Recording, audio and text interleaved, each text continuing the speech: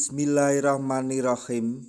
Assalamualaikum warahmatullahi wabarakatuh. Masih bersama karduk.com.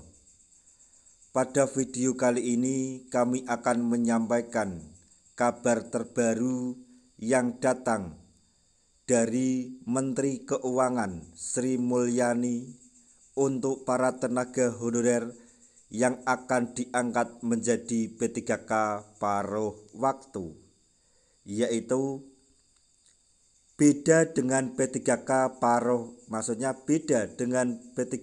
penuh waktu. Segini besaran gaji honorer yang diangkat menjadi P3K paruh waktu sesuai Peraturan Menteri Keuangan atau PMK. Untuk mengetahui lebih detailnya, simak video ini sampai selesai. Tapi sebelum kami lanjutkan, bagi rekan-rekan yang baru menemukan channel ini, tekan like dan subscribe-nya, dan juga tekan lonceng notifikasinya supaya nanti bisa mengetahui informasi terbaru terkait dengan seleksi P3K dan pengangkatan tenaga honorer menjadi ASN P3K tahun 2024.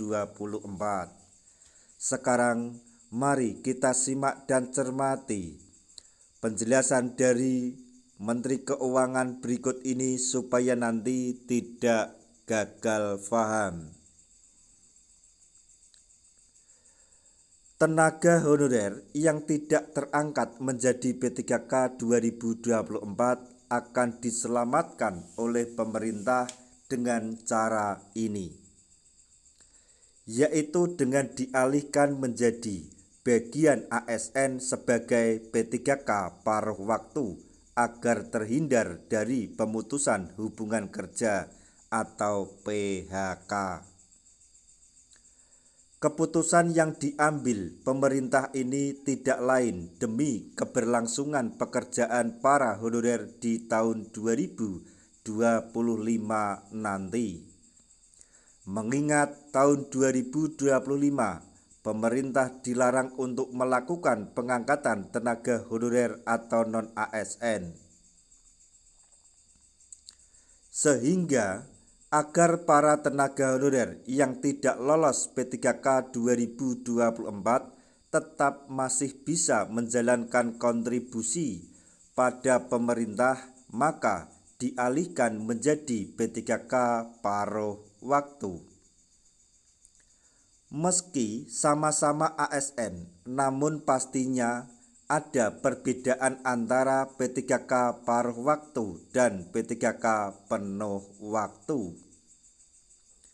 Perbedaan paling menonjol antara P3K paruh waktu dan P3K penuh waktu ini adalah dari segi besaran gaji. Bagi anggaran pemerintah sendiri, gaji untuk P3K paruh waktu ini cenderung lebih ringan lantaran besarannya tidak melebihi gaji tenaga honorer, di mana besaran gaji P3K paruh waktu disesuaikan dengan tugas, bidang, serta tanggung jawab dari ASN paruh waktu yang bersangkutan.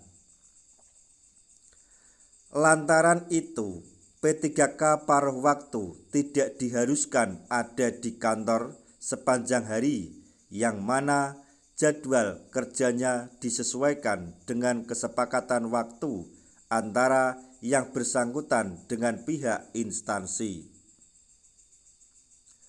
Perihal gaji untuk P3K paruh waktu, Menpan RB sudah memberikan instruksi kepada seluruh instansi di pemerintah pusat maupun daerah untuk menganggarkan gaji P3K paruh waktu. Dalam instruksi tersebut, Menpan RB tidak menyinggung soal nominal, namun hanya menegaskan untuk anggaran gaji bagi P3K paruh waktu di luar belanja pegawai. Sementara itu, untuk aturan gaji honorer tertuang dalam pengaturan gaji tenaga honorer PMK 83/2022 atau nomor 83 tahun 2022 yang mengatur tentang gaji bagi tenaga honorer di berbagai instansi, yaitu sekitar Rp2 juta sampai Rp5.610.000. Perihal gaji untuk tenaga honorer ini juga tertuang dalam Perpres nomor 11 tahun 2024 tentang perubahan atas Peraturan Presiden nomor 98 tahun 2020 tentang gaji dan tunjangan P3K. Meskipun secara gaji nominalnya bisa dibilang lebih kecil dari P3K penuh waktu, namun ada sejumlah keuntungan lain dari status P3K paruh waktu ini. Salah satunya, honorer yang menjadi P3K paruh waktu juga mendapat kedudukan sebagai ASN yang tentunya lebih tinggi daripada status honorer. Secara jadwal kerja, P3K paruh waktu memiliki peluang lebih fleksibel, sehingga sangat mungkin untuk menambah jenis pekerjaan yang lain.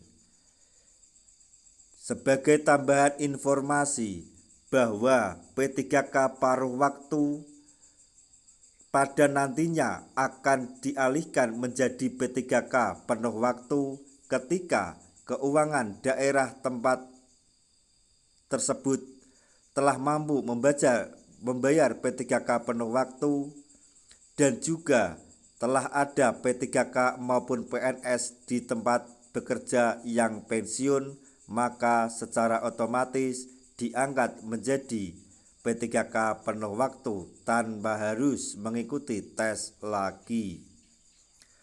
Nah, demikian tadi informasi yang dapat kami sampaikan. Informasi terbaru untuk para tenaga honorer terkait dengan gaji tenaga honorer P3K yang diangkat menjadi P3K paruh waktu. Semoga informasi ini dapat bermanfaat bagi rekan-rekan tenaga honorer semuanya.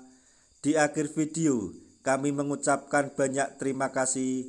Wassalamualaikum warahmatullahi wabarakatuh.